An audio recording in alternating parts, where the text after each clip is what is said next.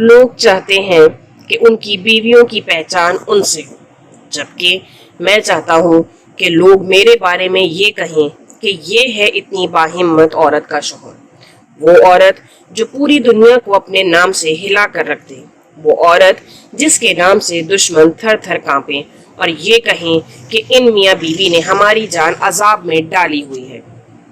رگے جاں ہے وہ، ایک ناول جس کی کہانی گھومتی ہے چار دوستوں کے گرد، جن کی زندگی کا اولین مقصد اپنا ملک اور اس ملک کی حفاظت ہے، اس ملک کو اس کے اندیکھے، اس کے اندرونی دشمنوں سے نجات دلوانا، اس کی حفاظت کرنا۔ یہ کہانی ہے ایک ایسی لڑکی کی جس نے اپنی قیمتی رشتوں کو کھویا اور پھر اس کے بعد وہ پایا جو اس نے کبھی پہلے سوچا نہ تھا۔ رگے جاں ہے وہ جس کی مصنفہ ہیں انا الیاس۔ یہ ناول میں آپ لوگوں کے سامنے پڑھ رہی ہوں۔ آغاز کرتی ہوں۔ بابا جی دعا ہی کر دیا کرو کبھی، وہ جو روز یونیورسٹی کے باہر بیٹھے فقیر کو دیکھتی تھی، جو کالا چشمہ لگائے، سبز رنگ کا چولا پہنے، ہاتھوں میں ڈھیروں انگوٹھیاں ہوتی اور اسی طرح گلے میں ڈھیروں مالائیں لٹکائے، روزانہ صبح ان کے یونیورسٹی جانے سے پہلے وہاں موجود ہوتا اور شام میں ان کی واپسی تک وہیں موجود رہتا۔ سفید بالوں کی لمبی لمبی لٹیں منہ پر ڈالے، میلے کچیلے حلیے والا بابا نہ جانے فاطمہ کو اتنا اٹریکٹ کیوں کرتا تھا۔ مزنی اس کی دوست ہمیشہ اس کی ان عجیب و غریب حرکتوں پر عاجز آ جاتی تھی۔ ابھی یونیورسٹی شروع ہوتے ہی پہلے سیمسٹر میں ان کی دوستی ہوئی تھی، لہٰذا وہ فاطمہ کے بارے میں بہت زیادہ نہیں جانتی تھی، مگر اسے یہ نٹ کھٹ سی زندگی کو بھرپور طریقے سے جینے والی فاطمہ بہت پسند آئی تھی، اسی لیے اس نے دوستی میں پہل کرنے میں دیر نہیں لگائی تھی۔ وہ نیچے بیٹھی آج اس فقیر سے مخاطب ہوئی۔ چلی جا، بھاگ جا، ورنہ بھسم ہو جائے گی۔ وہ فقیر فاطمہ کے قریب بیٹھنے پر سختی سے چلایا۔ لو، ایسے کیسے بھسم ہو جاؤں گی؟ مجھے بس یہ بتا دو، تم فقیروں جیسی صدائیں بھی نہیں لگاتے، بس جو لوگ تمہارے کاسے میں ڈال دیں تو ڈال دیں، ورنہ تمہیں کوئی پرواہ نہیں۔ ایسے کیوں؟ فاطمہ تو لگتا تھا آج اس کا انٹرویو لینے بیٹھی ہے۔ فاطمہ بس کرو، کیوں اس بیچارے کو پریشان کر رہی ہو؟ مزنی اسے ٹوکتے ہوئے بولی۔ بابا جی مشکوک لگتے ہو۔ اس کی بات پر نہ صرف بابا بلکہ مزنی کا بھی منہ کھلے کر کھرا رہ گیا۔ وہ ایسی ہی تھی، جو منہ میں آتا بول دیتی، جو محسوس کرتی کہہ دیتی۔ دفع ہو جا یہاں سے ناہنجار لڑکی، فقیروں کو چھیڑنے کا انجام بہت برا ہوتا ہے، بھاگ جا۔ بابا اشتعال میں آ کر پاس پڑا پتھر اٹھا کر غصے سے بولا۔ اچھا جاتی ہوں، پر اتنا بتا دو، کالا چشمہ پہنا کس کی فرمائش تھی؟ وہ جاتے جاتے بھی اسے تنگ کرنے سے نہ چوکی۔ اس سے پہلے کہ وہ فقیر پاس پڑا پتھر واقعی اس کی جانب گھماتا، وہ کھلکھلاتے ہوئے وہاں سے بھاگ کھڑی ہوئی۔ تمہیں کیا ملا اس بیچارے کو تاؤ دلا کر؟ موزی نے اکتاہٹ بھرے لہجے میں پوچھا۔ پتہ نہیں کیوں، بس یہ بابا بڑا کیوٹ لگتا ہے۔ فاطمہ کی بات پر مزنی کو اس کی دماغی حالت پر شک ہوا۔ اتنا میلا کچیلا فقیر اور کیوٹ؟ بیٹا یہ تمہیں صرف کیوٹ لگ سکتا ہے کیونکہ تم اس دنیا کی سب سے زیادہ کھسکی ہوئی لڑکی ہو۔ مزنی نے تعصب سے سر ہلاتے ہوئے کہا۔ صحیح کہہ رہی ہو۔ اس نے شد و مت سے اس کی ہاں میں ہاں ملائی، جیسے وہ کسی اور کی بات کر رہی ہو۔ وہ دونوں اس وقت پنجاب یونیورسٹی کے ماس ڈپارٹمنٹ کی جانب جا رہی تھیں، جس کے دروازے کے باہر وہ فقیر کچھ دنوں سے فاطمہ کی نظروں میں آیا تھا۔ سر جی، ابھی تک مال نہیں پہنچا، حیرت ہے کہیں مخبری نہ ہو گئی ہو۔ وہاب نے اندر آتے ہی سامنے ٹیبل کے دوسری جانب بیٹھے شخص سے پوچھا، جو گلاس میں کچھ خاص مشروب ڈالے ایک ہاتھ سے بھری ہوئی سگریٹ کے کش لگاتا اپنے سامنے رکھے لیپ ٹاپ میں کچھ دیکھنے میں مگن تھا۔ ابے کچھ نہیں ہوتا، کچھ تو ابھی نہیں ہوتا کچھ، تو آتے ہی منحوس بات کیا کر، اس 2 ٹکے کی نوکری نے تیرا دماغ خراب کر کے رکھ دیا ہے۔ وہ بھنا کر اپنے سامنے پولیس کی وردی میں کھڑے وہاب کی جانب دیکھ کر بولا۔ نہ جانے اس جیسے اور کتنے پولیس آفیسرز کو اپنے ساتھ میں لائے وہ نشہ آور ادویات کا دھندہ کر کے معصوم لوگوں کی جان کے ساتھ کھیلتا تھا۔ اسے شہر بھر میں کوبرا ڈان کے نام سے جانا جاتا تھا۔ डॉन, माल अब तक पहुंच जाना चाहिए था, रात से पहले न पहुंचा तो बहुत बड़ा मसला खड़ा हो जाएगा। वो हाथ मसलते घिघियाई लहजे में बोला। शाम 5 बजे तक आ जाएगा और तब तक तुम्हारी शक्ल भी मुझे नजर न आए। और हाँ, दफा होने से पहले जो यूनिवर्सिटी का नया नया कबूतर हाथ लगा है, इसे फोन करके मेरे पास आने को कहो। इससे लड़कियों के धंधे और असलहे वाली बात करनी है। उसने वहाब को शहरियार को बुलाने का कहा, जो मास कॉम डिपार्टमेंट में ना सिर्फ पढ़ता था बल्कि हॉस्टल में भी रहता था। आवारा मिजाज बहुत सी जमातों के साथ गैर कानूनी काम कर चुका था। यूनिवर्सिटी वाले काम के लिए कोबरा को अपने लिए बेहतरीन ऑप्शन लगा था। जैसे आपका हुक्म।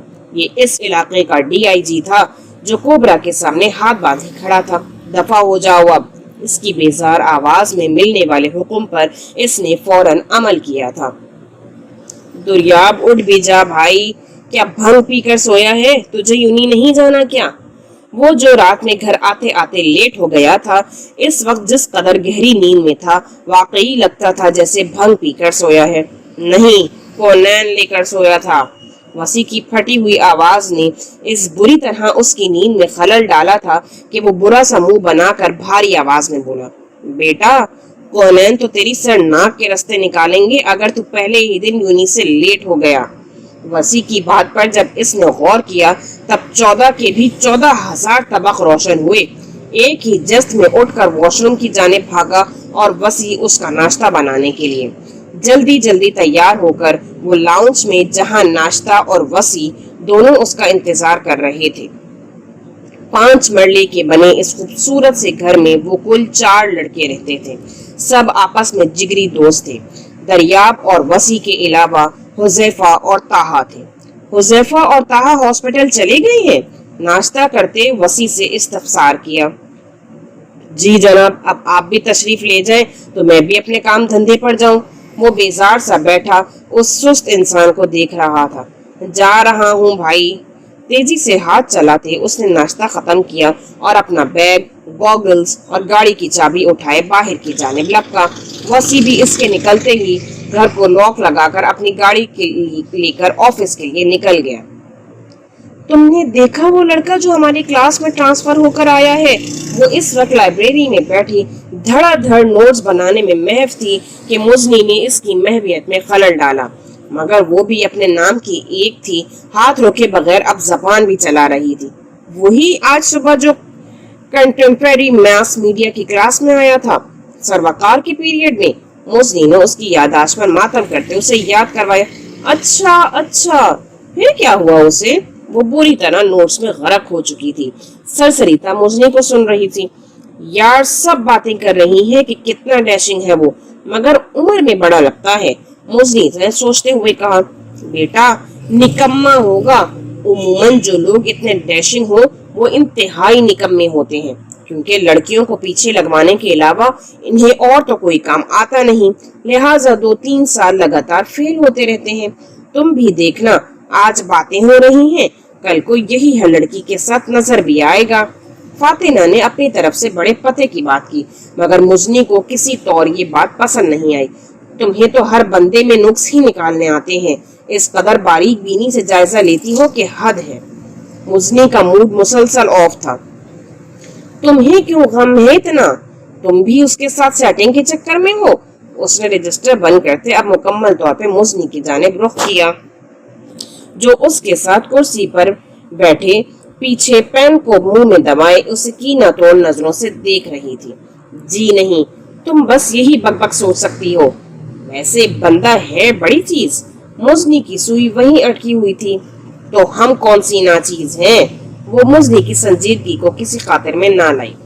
यार, वैसे आज वो बाबा जी नजर नहीं आए। 2 मिनट की खामोशी के बाद जो बात फातिना ने की, मुजनी का दिल किया कि या तो अपना सर सामने रखे टेबल पे मार दे या फातिना का। मैं क्या बात कर रही हूँ? तुम्हारी सुई उस फकीर पे जा रुकी। हद होती है।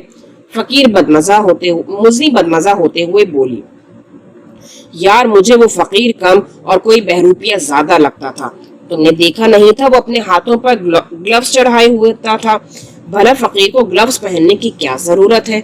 और एक मर्तबा मैंने ग्लव्स के बगैर उसके हाथ देखे थे। यार, वो कहीं से किसी बूढ़े के हाथ नहीं लग रहे थे।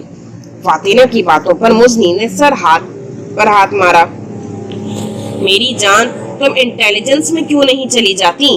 تمہارا وہاں بہت اسکوپ ہوگا۔ بیٹا، اس میں بھی چلی جاؤں گی، تم فکر مت کرو، اس نے کتابیں سمیٹتے مزنی کی بات پر مسکراتے ہوئے کہا۔ ویسے ایک بات بتاؤ، تمہیں ریسرچ کرنے کے لیے وہی فقیر ملا تھا؟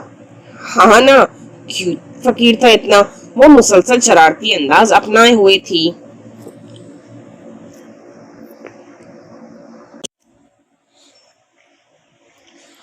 اسلحہ کہاں تک پہنچ گیا؟ وہ جو یونیورسٹی سے سیدھا کوبرا کے بلاوے پر اس کے خاص اڈے پر پہنچ گیا تھا، اب ہاتھ باندھے اس کی پوچھ گچھ کا سامنا کر رہا تھا۔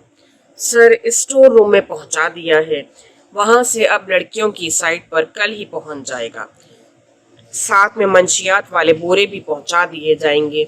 میں نے آج کل ایک لڑکی سے الیگ بڑھا لی ہے، کسی منسٹر کی بیٹی ہے، وہ جلد ہی گرلز ہاسٹل میں یہ سب چیزیں پہنچا دے گی۔ پہلے سے ہی اس نے وہاں کی بہت سی لڑکیوں کو نشہ آور ادویات کا عادی بنایا ہوا ہے، اسی لیے وہ بآسانی ہمارے اس بزنس میں ہماری مدد کر سکتی ہے۔ شہریار نے پوری تفصیل بتائی۔ لڑکی سے بس کام کا تعلق رکھا ہوا ہے یا؟ سگار کا دھواں اڑا کر اس نے خباثت سے ہنستے ہوئے شہریار کو دیکھ کر آنکھ دبائی۔ نہیں وہ سر، وہ بالوں میں ہاتھ پھیرتا ہکلایا۔ ابھی تک کی ملاقاتوں میں وہ ہمیشہ کوبرا کی پرسنالٹی سے مرعوب ہی اتنا رہا تھا کہ کبھی اس سے اس طرح کی بات کرنے کا سوچا نہیں تھا۔ ارے یار، ہم نے اس دھندے میں خالی خولی پیٹ کی آگ تو نہیں بھرنی ہوتی نا، نفس کی آگ تو اس سے بھی بڑھ کر ہے، شرما نہیں؟ کوبرا کی بات پر وہ ہولے سے مسکرایا۔ اس نے بڑے غور سے اس کی جانب دیکھا۔ اور اگر اس دوستی میں سے کچھ میں بھی وصول کر لوں تو میرا نہیں خیال تمہارا اس کے ساتھ کوئی غیرت والا معاملہ ہوگا بھی تو یہ یاد رکھنا، ہر کام کرنے والی سے میں وصولی لیتا ہوں۔ اس کی بات پر شہریار کچھ لمحوں کے لیے سن ہوا۔ ارے نہیں سر، جب کہیں گے آپ سے ملوا دوں گا، وہ اپنی گھبراہٹ چھپاتے ہوئے بولا۔ دیٹس لائک مائی بوائے، مجھے شروع سے ہی تم میں گٹس نظر آتے تھے۔ اس دھندے کو شروع کرتے وقت یہ یاد رکھنا کہ میرے معاملے میں اپنی تمام حسیات کو ختم کر لینا، نہیں تو لوگ میرے لیے چونٹیوں کے برابر بھی اہمیت نہیں رکھتے، ایسے مسل کے رکھ دیتا ہوں۔ اس نے جبڑے بھینچتے ہوئے اپنے سامنے رکھے ایک سگار کو انگلیوں سے مسلتے ہوئے کہا۔ جی جی جی سر، شہریار نے جلدی سے اس بات میں سر ہلایا۔ جاؤ اب۔ سگار کا ایک اور کش لے کر اس نے شہریار سے نظریں ہٹا کر ہاتھ اٹھا کر اسے جانے کا کہا۔ سر، میں آئی کم ان؟ سر واسے کا پیریڈ ابھی اسٹارٹ ہی ہوا تھا کہ دروازے سے آواز آئی۔ حیدر، آج آپ پھر سے لیٹ ہیں۔ سر واسے اس کے روز لیٹ آنے سے خاصے تنگ آ چکے تھے، ایک تو نیو ایڈمیشن اور پھر اس طرح کی غیر ذمہ داری، ابھی اسے پہلے کا کور کرنا تھا۔ اگر آپ کے یہی حالات رہے تو آپ کورس کیسے کور کریں گے؟ انہوں نے اپنا لیکچر روک کر غصے سے اسے گھورتے ہوئے کہا۔ سوری سر، ایکچولی گاڑی میں کوئی ایشو تھا، آج ٹھیک ہو گئی ہے، کل سے ٹائم پر آؤں گا۔ اس نے جلدی سے توجیح پیش کی۔ چلیں بیٹھیں اب یہاں۔ انہوں نے سامنے بیٹھی لڑکی کے ساتھ خالی سیٹ دیکھ کر اسے بیٹھنے کا اشارہ کیا۔ سر، یہ مزنی کی جگہ ہے۔ بلیو جینز پر بلیک شارٹ کرتا پہنے، سر پر اسکارف جمائے، میک اپ سے پاک، وہ عام سے نکوش اور گندمی رنگت کی حامل لڑکی حیدر کو ایک گھوری ڈال کر جلدی سے بولی۔ باقی کلاس کی چیئرز کیا ختم ہو گئی ہیں؟ جب مزنی آئے گی تو وہ کہیں اور بیٹھ جائے گی، اب مجھے مزید کوئی اور کیوں نہیں سننا فاتنہ؟ سر واسے نے فاتنہ کو گھورتے ہوئے کہا، جو حیدر کو اپنے ساتھ بیٹھے دیکھ منہ میں کچھ بڑبڑا رہی تھی۔ تھوڑی دیر بعد فاتنہ کا تیزی سے لیکچر نوٹ کرتا ہاتھ رکا۔ 2-3 بار اس نے اپنے بال پوائنٹ کو جھٹکے مارے، مگر اس نے بھی جلنے سے انکار کر دیا۔ ایک ہاتھ آہستگی سے اس کے سامنے آیا جس میں بال پوائنٹ تھا۔ زیادہ ہیرو بننے کی کوشش مت کریں۔ اس نے غصے سے حیدر کو گھوری ڈالی اور اپنے بیگ سے نیا بال پوائنٹ نکال کر پھر سے لکھنا شروع کر دیا۔ وہ اپنی جگہ ہکا بکا رہ گیا۔ میں نے تو صرف آپ کی ہیلپ کی ہے، مگر شاید کچھ بد دماغ لوگوں کو ہر بات کا غلط مطلب نکال لینے کی عادت ہوتی ہے۔ وہ جو اس کی گھوریوں کو اگنور کر چکا تھا، اور اب صاف دل سے اس کی مدد کرنا چاہتا تھا۔ فاتنہ کا اتنا روکھا انداز دیکھ کر غصے سے بولا۔ فاتنہ نے کوئی جواب نہیں دیا۔ ویسے بھی اب اس لڑکے کے رنگ نظر آنا شروع ہو گئے تھے، جو کل سے کلاس کی سب سے بولڈ لڑکی نمرا کے ساتھ پایا جانے لگا تھا۔ یقیناً وہ آہستہ آہستہ سب کے ساتھ تعلق استوار کرنے کی کوشش کرے گا، اور فاتنہ شروع میں ہی اسے بتا دینا چاہتی تھی کہ وہ اسے کوئی عام لڑکی سمجھ کر ٹریٹ نہ کرے۔ جیسے کلاس کے باقی لڑکے فاتنہ کی روکھی طبیعت کے بعد اب محتاط ہو کر اس سے بات کرتے تھے، اسی طرح وہ حیدر کو بھی باور کروانا چاہتی تھی۔ پیریڈ ختم ہوتے ہی وہ جس طرح جھٹکے سے اس کے پاس سے اٹھ کر مغرورانہ انداز سے کلاس سے باہر گئی تھی، وہ اس پر سر جھٹک کر رہ گیا تھا۔ دریاب باس کی کال ہے۔ وہ جو سارا دن کا تھکا ہوا اس وقت اپنی پسندیدہ ناول تھامے لیٹے مزے سے گانے سننے میں محو تھا، تیزی سے فلور کوشن سے اٹھا۔ السلام علیکم سر، فون تھامتے ہوئی بولا۔ وعلیکم السلام، کیا رپورٹ ہے؟ باس کی سنجیدہ آواز ماؤتھ پیس سے ابھری۔ سر، کچھ لڑکوں پر میرا شک درست تھا، مگر مسئلہ یہ ہے کہ ابھی سمجھ نہیں آ رہا کہ وہ مال لے جا کر رکھتے کہاں ہیں۔ بظاہر تو انہیں مال اٹھاتے دیکھا ہے، مگر پھر وہ اڈا ان کا کون سا ہے جہاں پر یہ سب جاتا ہے، وہ ابھی پتہ کرنا پڑے گا۔ اس نے آج کی کارکردگی کی رپورٹ دی۔ اس کام کے لیے صرف لڑکوں پر انحصار مت کرو، کچھ لڑکیوں سے تعلقات استوار کرو۔ یہ کام صرف کچھ لوگوں تک محدود نہیں ہوتے۔ ان کی بات پر وہ سر کھجا کر رہ گئے۔ اور جس لڑکی کے پیچھے میں نے تمہیں لگنے کو کہا تھا، اس سے بات چیت کا کیا رزلٹ نکلا؟ ان کی سنجیدگی میں کوئی کمی نہیں آئی۔ سر، میں اس لڑکی سے تعلقات استوار کیے بنا بھی آپ کو ساری انفارمیشن دے دوں گا، اس نے ہچکچاتے اپنا مدعا بیان کیا۔ دریاب، اتنے بچے نہیں ہو تم، کہیں تمہیں یہ اندازہ نہ ہو کہ لڑکیوں میں منشیات کی سپلائی کن ذرائع سے ہو سکتی ہے، اور مجھے کچھ ریسورسز سے پتہ چلا ہے کہ اس لڑکی کے اس لڑکے سے کچھ پرسنل تعلقات بھی ہیں جن کے باعث ہی اس لڑکے کے لیے قائم کرتی ہے۔ اب یہ تعلقات کہاں تک کے ہیں اور ان کے تھرو کیا کیا ہو چکا ہے، یہ تمہیں اس لڑکی سے جاننا ہے۔ وہ دریاب کی بات پر غصے سے بولے۔ وہ تو ٹھیک ہے سر، مگر وہ بہت چپکو قسم کی لڑکی ہے اور بہت حد تک بکباک بھی۔ آپ جانتے ہیں ایسی لڑکیوں سے ویسے بھی میری جان جاتی ہے۔ اس کے لہجے کی بے چارگی انہیں قہقہہ لگانے پر مجبور کر گئی۔ میں حیران ہوں تمہاری بات سن کر کہ وہ دریاب جو ملک دشمن عناصر کی ہٹ لسٹ پہ ہے، جو بڑے بڑے دہشت گردوں کو ان کے انجام تک پہنچا چکا ہے، جس کی آواز کا روب اور دبدبہ دشمنوں کی جان نکالنے کے لیے بہت ہوتا ہے، آج ایک بے باک لڑکی کے ہاتھوں تنگ آیا ہوا ہے۔ بیٹا جی، یہ وہ کام ہے جس میں ایسی لڑکیاں کیا کال گرلز تک سے تعلقات استوار کرنے پڑتے ہیں۔ ان کی بات پر اس کے حقیقت میں چھکے چھٹے تھے۔ تم خوش قسمت ہو، اب تک کی سروس میں تمہارے ذمہ صرف مردوں سے لڑنے والے کیسز آتے رہے، مگر اب اصل میں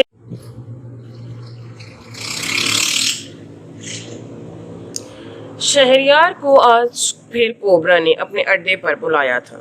ہاں بھائی شہزادے، کیسے ہو؟ کیا پروگریس ہے؟ مال کہاں تک پہنچا اور کسی کو لڑکی پر شک تو نہیں ہوا؟ نہیں سر، ابھی تو سب کام بہت طریقے سے چل رہا ہے، کسی کو شک بھی نہیں ہوا، بلکہ لڑکیوں کی تعداد میں اضافہ ہو رہا ہے، اس نے بڑے فخری انداز میں بتایا۔ کوبرا نے اپنی جھکی آنکھیں اٹھا کر کچھ دیر اسے غور سے دیکھا۔ یہ پہلا موقع تھا کہ وہ براہ راست اسے دیکھ رہا تھا۔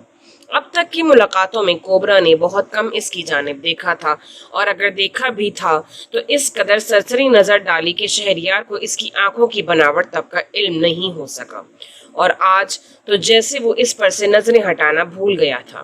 پھر یکدم اس نے ہولے سے مسکراتے اپنے ٹیبل کی دراز سے کچھ نکالا اور پھر سیدھا ہوتے اپنے گن کے نشانے پر شہریار کو رکھا۔ شہریار یہ توقع ہرگز نہیں کر رہا تھا۔ وہ نہ صرف گنگ رہ گیا، بلکہ وہ یہ بھی سمجھنے سے قاصر تھا کہ آخر اس کی گفتگو میں ایسی کیا بات ہوئی ہے کہ جس نے کوبرا کو اس حد تک جانے پر مجبور کر دیا۔ میں نے تمہیں اسی لیے نہیں چنا تھا کہ تم ارد گرد سے آنکھیں بند کر کے صرف چین کی بانسری بجاؤ اور ایک لڑکی پر اعتماد کر کے خود آنکھیں بند کر کے بیٹھ جاؤ۔ ایسے ناکارہ لوگ میری ٹیم کا حصہ نہیں ہوتے۔ میرے ساتھ کام کرنے کی صرف ایک شرط ہے کہ کام کے دوران اپنی آنکھیں اور کان 24 گھنٹے کھلے رکھو، ایک سیکنڈ کے لیے بھی بند نہ ہو۔ میں اپنی ٹیم میں شامل ہونے والے بندے کو چھوڑتا کبھی نہیں، لہٰذا اس خوش فہمی میں مت رہنا کہ اگر تم میرے معیار پر پورے نہ اترے تو تمہیں آسانی سے جانے دوں گا۔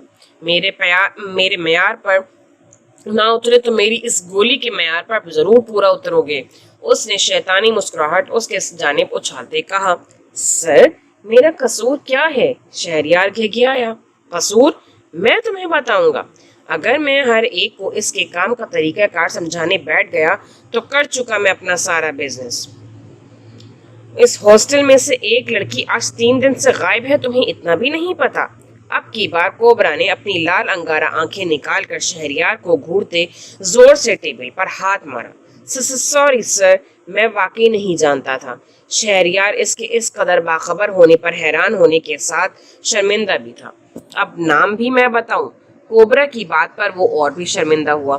اس ہاسٹل کی ایک ایک لڑکی کا بایو ڈیٹا تمہیں اور تمہاری اس ہوتی سوتی کو پتہ ہونا چاہیے، وہ کس سے ملتی ہے، کہاں آتی جاتی ہیں، خاص کر وہ لڑکیاں جو ہماری منشیات استعمال کر رہی ہیں۔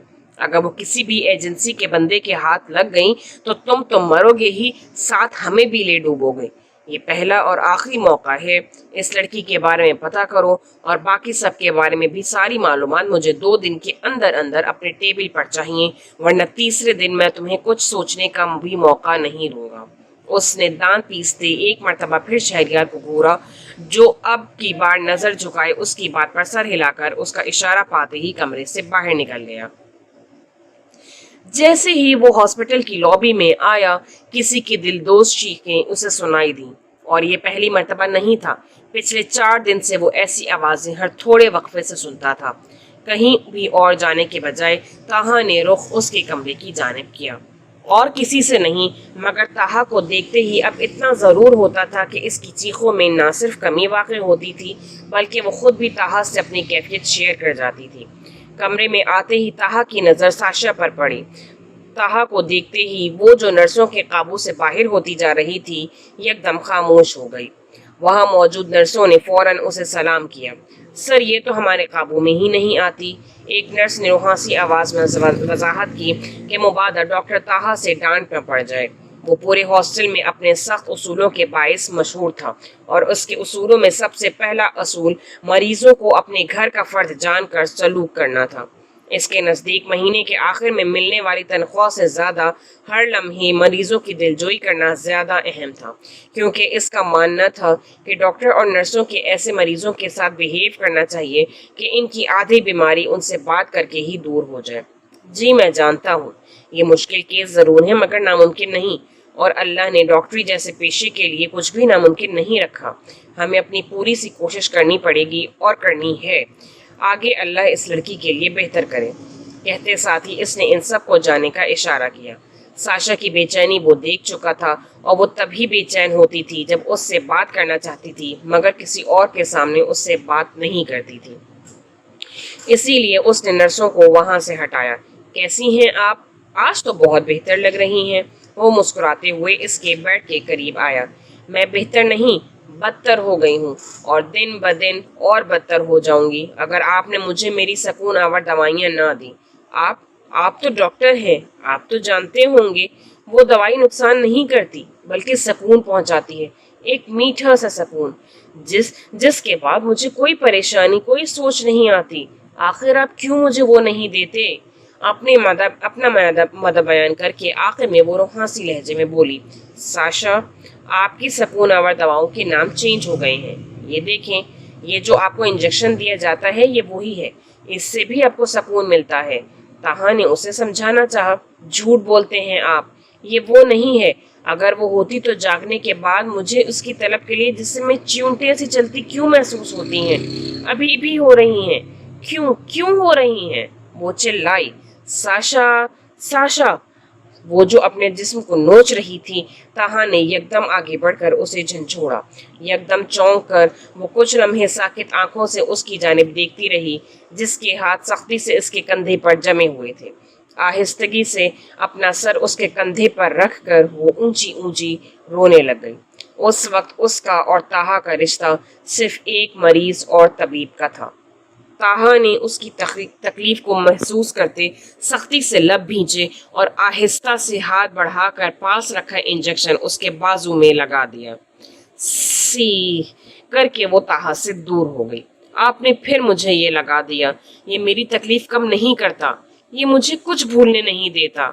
वो एकदम रोते हुए ताहा के बाजू पर मुक्के बरसाकर रोते हुए बोली, आपको क्या भुलाना है? आप मुझसे अपना दुख शेयर कर सकती हो।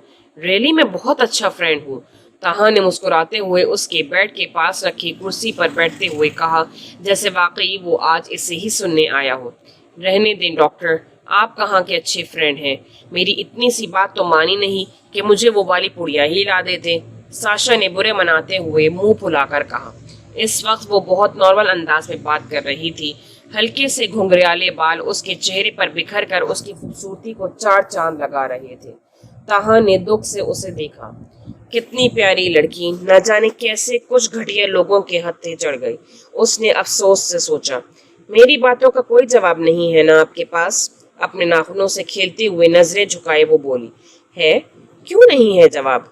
मैं आपका दोस्त हूँ, इसीलिए नहीं चाहता आप झूठी तस्कीन हासिल करें। मैं चाहता हूँ आपका जो भी दुख था आप उससे नजरें मिलाकर उसे फेस करें। आंखें बंद करके खुद को एक हराम और घटिया चीज में गुम करके अपनी शख्सियत हत्ता की पूरी जिंदगी को यूं बर्बाद मत करें। उसने रसान से उसे समझाते हुए कहा।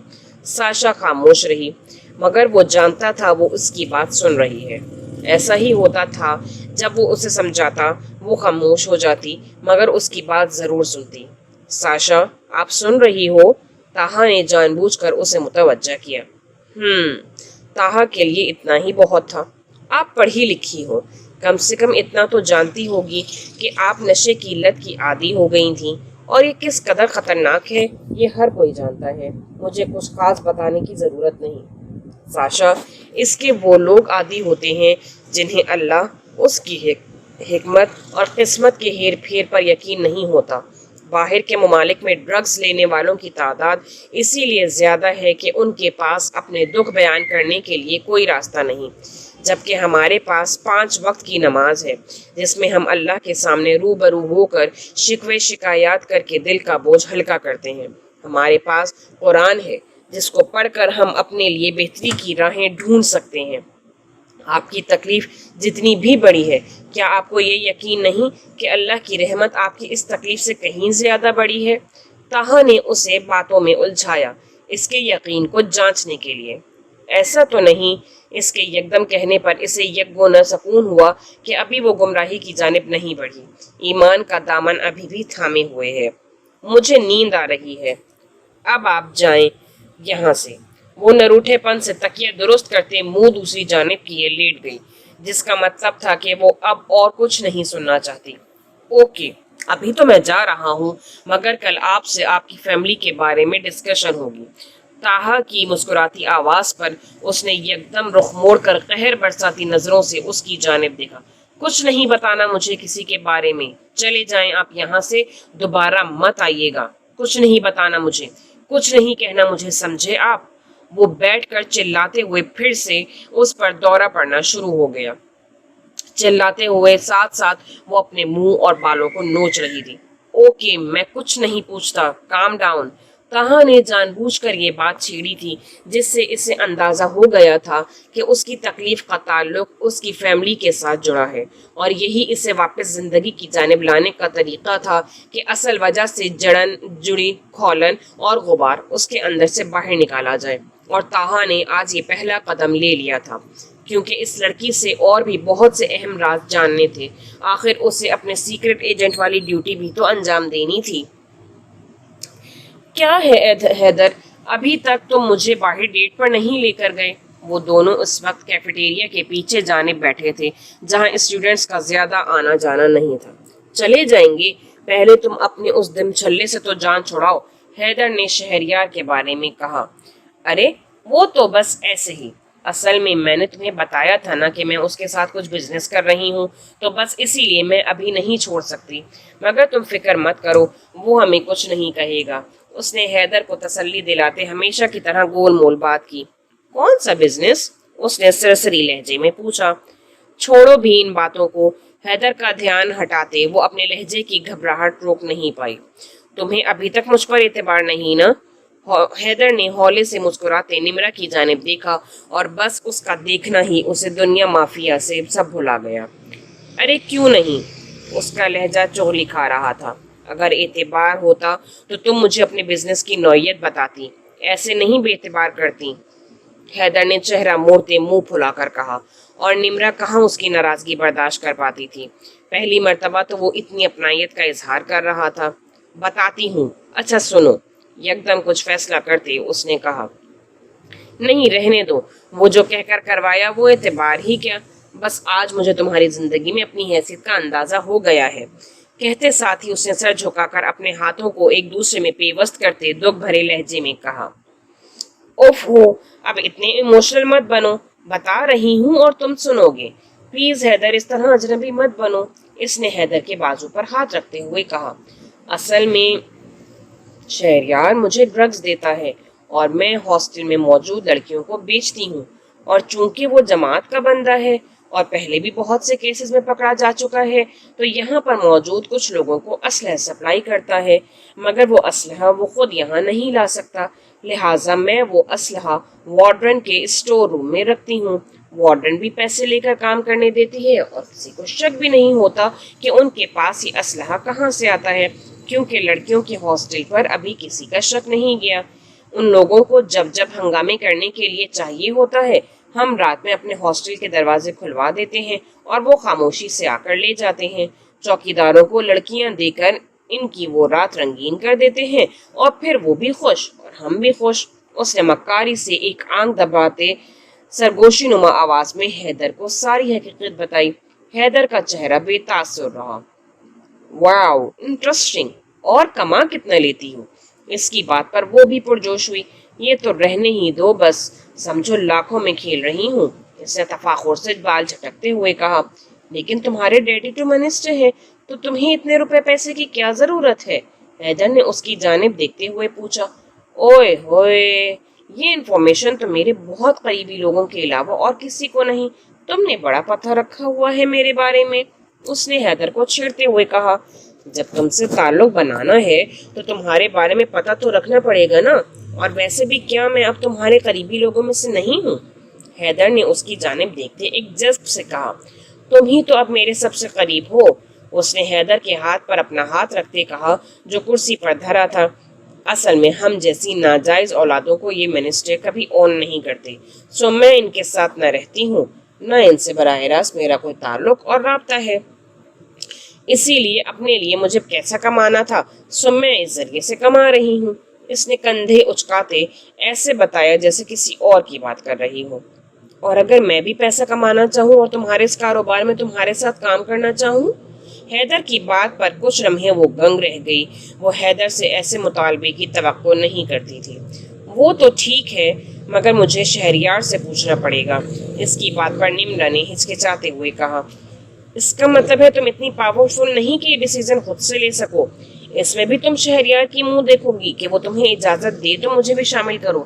حد ہے یار، میں تمہیں اتنی ننھی بچی نہیں سمجھتا تھا جسے شہریار کی ڈکٹیشن کی ضرورت پڑے. ویسے بھی اسے معلوم ہو گیا ہے کہ ہم دونوں ایک دوسرے میں انوالو ہیں، تو مجھے تو وہ ایسے کھا جانے والی نظروں سے گھورتا ہے جیسے کچا چبا جائے گا. اب ایسے میں تم اسے جا کر یہ سب بات کرو گی تو تمہارے خیال میں وہ خوشی خوشی مجھے یہ سب کرنے دے گا؟ اور ایک اور بات بتاؤ، تم اس کے تھرو کسی گینگ کے لیے کام کر رہی ہو تو اس کا مطلب یہ ہے کہ وہ بھی اپنا حصہ رکھتا ہوگا؟ حیدر نے کچھ سوچتے ہوئے پوچھا. ظاہر سی بات ہے. نمرا نے اس کی بات کی تائید کی. تو اگر یہ سب کام تم ڈائریکٹ اس گینگ سے لو تو سوچو وہ سارا پیسہ بھی تمہاری جیب میں جائے گا. حیدر کی بات پر وہ سوچ میں پڑ گئی. یہ تو ہے، مگر یہ ہوگا کیسے؟ میں بولڈ ہوں مگر کسی گینگ کے ساتھ براہ راست کبھی کام نہیں کیا. یہ پہلا اتفاق ہے. میں اکیلی ایسا نہیں کر پاؤں گی. اس نے گھبراتے ہوئے کہا، ارے یار، تمہیں کون کہہ رہا ہے کہ اکیلے کرو؟ تم مجھے ابھی خفیہ طور پر اس کام میں اپنے ساتھ ڈالو، پھر آہستہ آہستہ شہریار کے ذریعے اس گینگ تک پہنچ جاؤ، اور پھر وہاں سے تم ان سے تعلقات بناؤ. تو پھر جیسے تم شہریار کے لیے کام کر رہی ہو میں تمہارے لیے کرتا رہوں گا. تم اکیلی تو نہیں ہوگی. حیدر کی بات اس کے دل کو لگی. کہہ تو تم ٹھیک رہے ہو، مگر مجھے کچھ سوچنے کے لیے تھوڑا سا وقت دو۔ وقت تو میں دے دیتا ہوں، مگر خیال رکھنا شہریار کو اس بات کی بھنک تک نہ پڑے، نہیں تو ایسے لوگ اپنے خلاف جانے والوں کو مروانے میں ایک سیکنڈ نہیں لگاتے، اور اس طریقے سے مرواتے ہیں کہ ان کے خلاف کوئی ثبوت نہیں ہوتا، خود آزاد گھومتے ہیں اور اپنے مخالف کو قبر میں پہنچاتے ہیں۔ حیدر نے اسے حقیقت کا رخ دکھایا۔ نمرا چپ چاپ اسے دیکھی گئی۔ تم اتنے بڑے بڑے فیصلے خود سے کیسے کر سکتے ہو؟ وہ جو کچھ دیر پہلے اپنے کام سے تھکا ہارا آیا تھا، لنچ کرنے کے بعد چائے کا کپ تھامے ریلیکس انداز میں لیپ ٹاپ سامنے رکھے اپنی میلز چیک کرنے میں مصروف تھا، باس کا فون آتے ہی اور ان کا سوال سنتے ہی ذرا الرٹ ہو گیا۔ سوری سر، میں آپ کی بات سمجھا نہیں، کون سے فیصلے کی آپ بات کر رہے ہیں؟ اس کے سوال پر جو کچھ انہوں نے بتایا اس کا دماغ چکرا کر رہ گیا۔ یہ تو حرف بحرف وہی بات تھی جو اس نے اس بے باک لڑکی سے کی تھی۔ اپنے غصے کو اس نے بمشکل قابو کیا۔ سر، میں نے آپ کو پہلے بھی کہا تھا کہ میرا اور میری ٹیم کا کام کرنے کا اپنا ایک طریقہ کار ہے۔ میں اگر لیگل طریقے سے مجرموں کو پکڑنے بیٹھ جاؤں نہ تو پکڑ چکا انہیں۔ جو کچھ ان لیگل مہروں کے ٹھپے لگوا کر لوگ دو نمبریاں کرتے ہیں وہ سب بھی میں اچھی طرح جانتا ہوں، جبکہ میں ان لیگل طریقے اپنا کر اگر اپنے ملک کے مفاد کے لیے ان لیگل لوگوں کو پکڑتا ہوں تو میرا نہیں خیال اس سے کسی کو کوئی مسئلہ ہونا چاہیے۔ اس نے صاف گوئی سے کہا۔ وہ تو ٹھیک ہے یار، مگر تھوڑا ہاتھ ہولا رکھو، کم سے کم مجھے تو بتا دو کہ تم کیا کرنے جا رہے ہو۔ وہ اس کی بات سے متاثر ہوتے ہوئے بولے۔ سر، بہت سے فیصلے موقع پر لینے پڑتے ہیں، میں کچھ دیر میں آپ کو کال کر کے بتا ہی دینا تھا اور آج کی ساری رپورٹ دینی تھی، مگر کیا میں یہ پوچھنے کی جسارت کر سکتا ہوں کہ آپ تک یہ سب معلومات کن ذرائع سے پہنچی ہیں، اور کیا آپ کو مجھ پر اعتبار نہیں جو آپ نے میرے پیچھے بندے لگائے ہوئے ہیں؟ اب کی بار وہ ذرا ناراض لہجے میں گویا ہوا۔ بیٹا جی، بات یہ ہے کہ تم ہو یا تم سے بھی بڑا کوئی ایجنٹ، اس کے پیچھے بندہ لگانا پڑتا ہے، اس کی حفاظت کے لیے بھی، تاکہ اگر حالات ایسے پیدا ہو جائیں کہ کہیں وہ پھنس جائے تو کم از کم ہم اسے بچانے کی کوئی فوری تدبیر کر سکیں۔ بڑے نیگیٹو ہو رہے ہو۔ خیر ہے، تم پر اعتبار نہ ہوتا تو تم اب تک بہت سے کیسز میں میری بیجا حمایت حاصل نہ کر چکے ہوتے۔ مجھے تو بہت مرتبہ تمہیں بچانے کے چکر میں اپنی آفیشل حدود سے باہر جا کر بات سنبھالنی پڑتی ہے۔ ان کی بات پر وہ ہولے سے مسکرایا۔ اس کے لیے تو واقعی آپ کا مشکور ہوں۔ اچھا بس مسکے مت لگاؤ، جلد ہی گھر کا چکر لگانا۔ ان کی بات پر اس نے حامی بھرتے فون رکھا، مگر اب وہ اس پریشانی میں تھا کہ سر نے کس کو اس کے پیچھے لگایا ہے۔